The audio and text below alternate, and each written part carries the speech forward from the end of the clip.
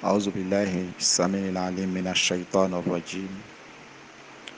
بسم الله الرحمن الرحيم. ثم الصلاة والسلام على رسول الله وآله وصحابه أجمعين. Assalamu alaikum wa rahmatullahi wa barakatuhu. Je suis vos serviteurs, Imam Kouyaté Ibrahim Khalilullah. Je réside en Côte d'Ivoire, Abidjan, commune de Makori. Alhamdulillah, nous sommes ensemble ce matin avec un thème qui est intitulé l'éducation de l'âme. Quels sont des facteurs qui peuvent nous aider à mieux éduquer nos âmes? Que Dieu nous donne une bonne compréhension, que Dieu nous facilite à appliquer tout ce qu'on va entendre dans le bien. Mes chers parents, mes chers frères et sœurs en islam, l'âme est quelque chose qui est saint, mais Dieu nous donne une certaine force pour qu'on puisse mieux gérer nos âmes. C'est pourquoi Allah subhanahu wa ta'ala nous donne l'intelligence pour qu'on puisse, une intelligence qui peut nous aider à mieux gérer nos âmes. À travers une bonne gestion de nos âmes, alhamdulillah, on peut avoir le paradis.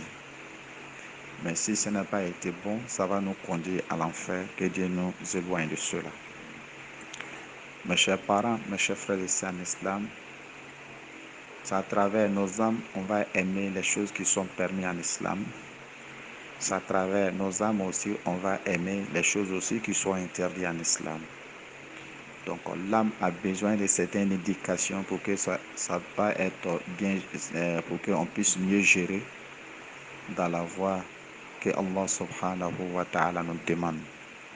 Mes chers parents, mes chers frères et sœurs en islam, Allah subhanahu wa ta'ala va nous dire dans le Coran, et Dieu a créé l'âme, nos différentes âmes.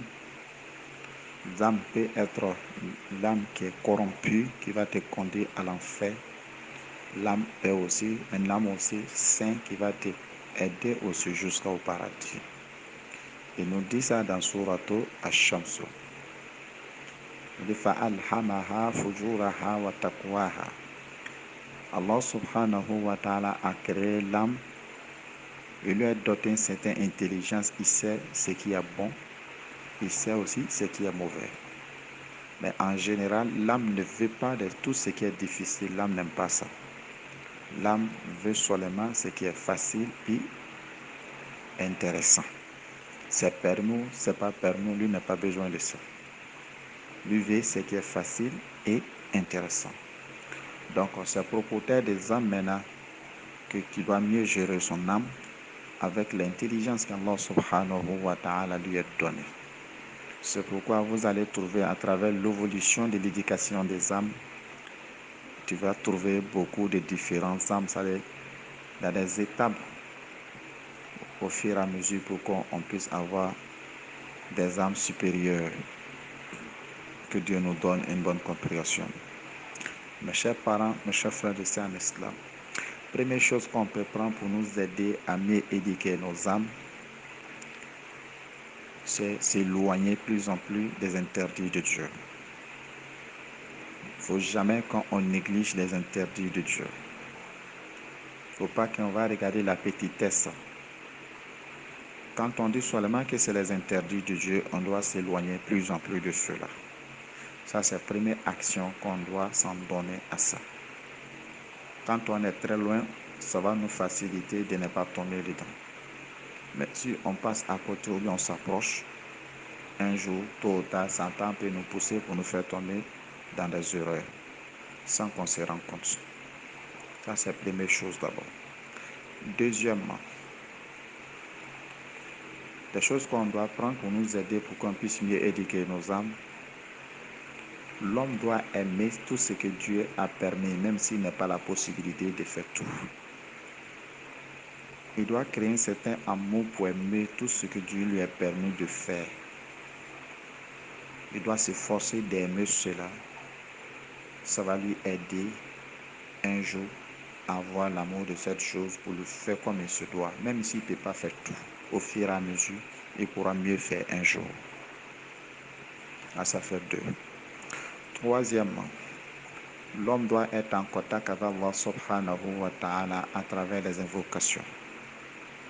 À travers les invocations pour qu'on puisse mieux éduquer nos âmes. Première chose d'abord, l'homme doit tout le temps demander à Allah subhanahu wa ta'ala le pardon, même s'il s'éloigne plus en plus des péchés. Même s'il s'éloigne plus en plus tout le temps des péchés. Il doit être tout le temps en train de demander à Allah subhanahu wa ta'ala pour qu'il puisse le pardonner. Comme prophète Mohammed sallallahu alayhi wa sallam en a fait. Allah subhanahu wa ta'ala dit à prophète, je t'ai pardonné tes péchés précédents, même tes péchés antécédents, j'ai pardonné tout. Mais ce n'est pas empêché le prophète Mohammed sallallahu alayhi wa sallam de demander pardon. Le prophète nous dit dans un hadith, il dit la astaghfirullah fi yawmin aksara min sabi'ina marra. Il dit chaque jour que Dieu fait, tu demandes pardon à Allah subhanahu wa ta'ala plus que 70 fois. Plus que 70 fois pour qu'il puisse me pardonner. Alors que Dieu a déjà dit à prophète Mohammed sallallahu alayhi wa sallam, j'ai pardonné tes péchés précédents comme antécédents. Donc mes chers parents, mes chers frères et sœurs en islam, si le prophète fait cela, ça veut dire c'est une éducation que chacun d'entre nous doit s'en donner pour qu'on puisse mieux éduquer nos différentes âmes. Donc quand on persiste dans la demande de pardon, Allah subhanahu wa ta'ala nous éloigne plus en plus des choses qui sont interdites. Il nous renforce plus en plus de s'en donner à les choses qui sont permises. Ça, c'est la première chose, des choses vraiment qu'on doit s'en donner mieux pour que Allah subhanahu wa ta'ala nous fortifie. Deuxièmement, comme j'avais dit, les invocations. On peut s'en donner à la lecture du Coran, même si on ne connaît pas la signification. On doit s'en donner à la lecture du Coran. À la lecture du Coran, chacun d'entre nous doit chercher à savoir la signification, même si c'est Suratul Fatiha, de chercher à connaître la signification de Suratul Fatiha. En répétant cela avec beaucoup de méditation, en lisant la Suratul Fatiha avec beaucoup de méditation, ça va nous aider à mieux éduquer nos âmes. Suratul Fatiha est très important dans l'éducation même de nos âmes. Parce que Allah subhanahu wa ta'ala a mis Suratul Fatiha dans nos programmes, dans nos différentes prières canoniques. Tu ne vas jamais effectuer une prière obligatoire ou surrogatoire sans avoir récité la Suratul Fatiha. Parce qu'il se trouve dans Suratul Fatiha la place d'Allah subhanahu wa ta'ala. Dieu est en train de se montrer qui il est. C'est lui seul qu'on doit l'adorer. C'est lui seul qu'on doit l'implorer. Donc chaque fois l'homme renouvelle ses différentes promesses à Dieu. Iyyaka na'budu wa iyyaka nasta'in. C'est toi seul que nous adorons, c'est toi seul que nous implorons. En renouvelant tout le temps, notre promesse entre nous avec Dieu, ça va nous aider à mieux faire. Ça va nous amener aussi à se rappeler tout le temps de ce qui se passe entre nous avec Dieu. C'est pourquoi Allah subhanahu wa ta'ala, dans toutes nos prières, Allah subhanahu wa ta'ala nous demande de faire la prière avec la Suratul Fatiha. Ça a été des actes obligatoires même de la prière. Pour qu'on puisse méditer à la signification, pour qu'on puisse comprendre qu'on est en train de prendre les promesses, renouveler nos différentes promesses entre nous avec Dieu. Mes chers parents, si on pense que chaque prière qu'on est en train de renouveler nos promesses entre nous avec Dieu, il est important de prendre soin, de laisser les interdits, de faire ce qui est permis. Ça va nous amener à méditer sur ça. Donc c'est pourquoi la Suratul Fatiha est très bon à comprendre la signification. Il est important que chacun d'entre nous puisse mieux savoir la signification pour qu'on puisse se concentrer mieux. On peut faire beaucoup de lectures du Coran. La sourate que toi-même tu maîtrises mieux, même si c'est chaque prière, tu vas réciter une sourate, cela est bon. C'est un facteur très important dans l'éducation de nos différentes âmes. Ça te fortifie d'abord. Encore, ça nettoie le cœur. Ça nettoie le cœur. C'est comme tu es en train de prendre le savon pour laver le cœur. La lecture du Coran, c'est comme celui qui est en train de prendre le savon pour laver son cœur. Alors que si le cœur de l'homme est pourri, est sali, est très sali, ça joue sur nous. Mais si le cœur de l'homme est propre, alhamdulillah, toutes les actions qu'il va amener, tout sera propre.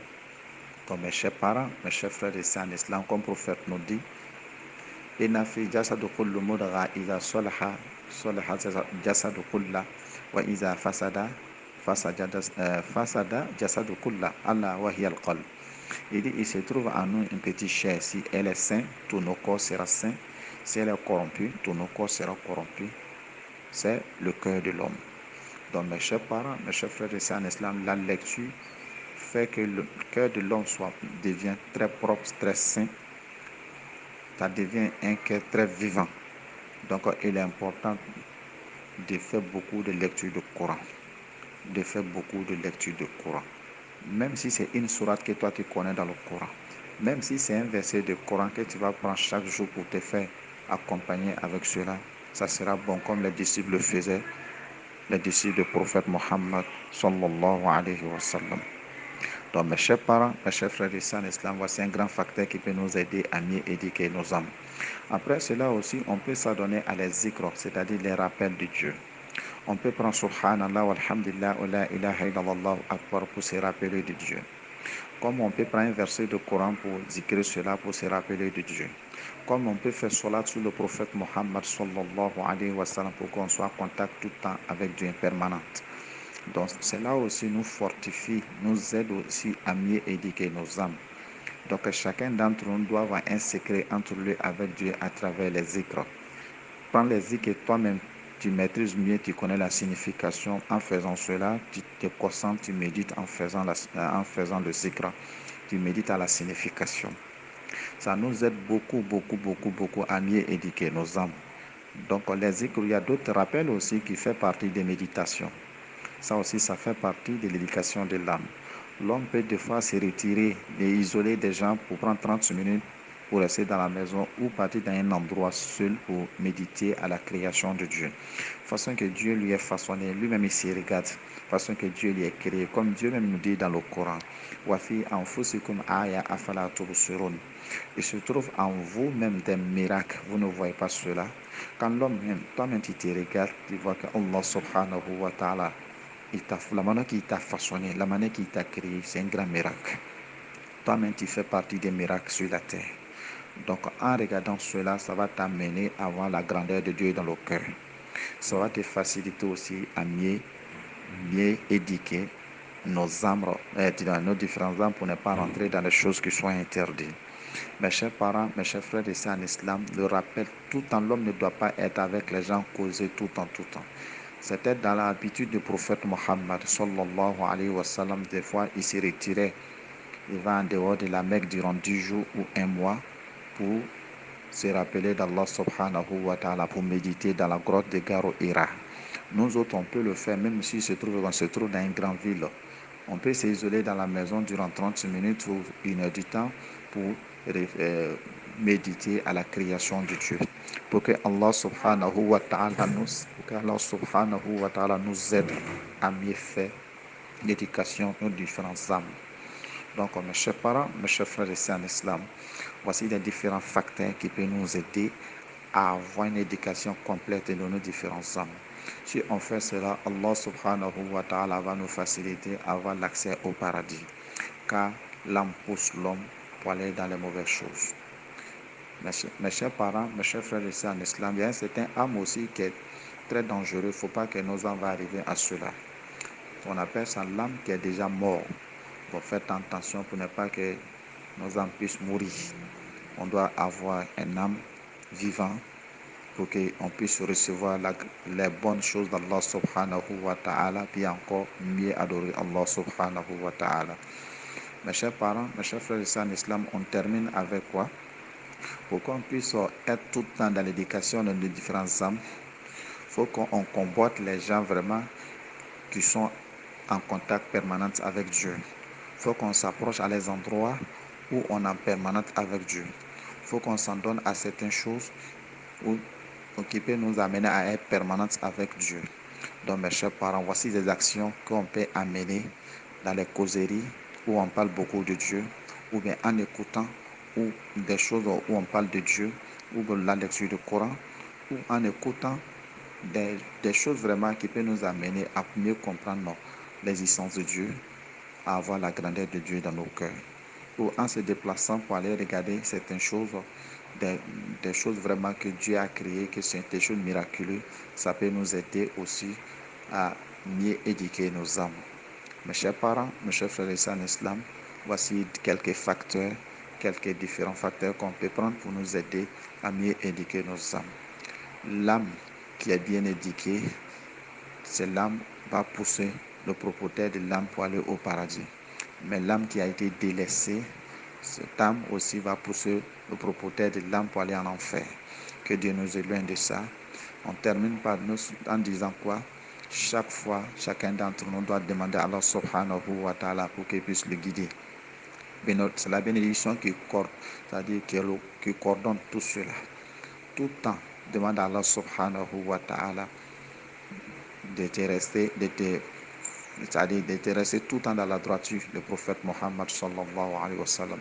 Comme le prophète le faisait sallallahu alayhi wa sallam, il disait une bénédiction, il dit Allahumma inni as'aluka al-huda wa tuqa wal afafa wal ghina. Oh Allah, je te demande la guidance, je te demande la tranquillité, je te demande la crainte de Dieu et la recherche. Voici la bénédiction du prophète Mohammed sallallahu alayhi wa sallam. Après la prière aussi, le prophète disait aussi Allahumma a'inni ala zikruka wa shukruka wa husni ibadatuk. Et le oh Allah, aide-moi à me rappeler de toi.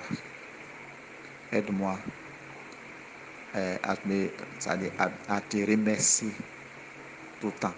Alors, le prophète même demande à Allah subhanahu wa ta'ala de l'aider à se rappeler de lui, de l'aider aussi à le remercier. Donc, mes chers parents, si le prophète a fait cela, nous, on doit multiplier cela. Voici les choses qui peuvent coordonner toutes les bénédictions, tous les zikrs, toutes les lectures du Coran que nous faisions.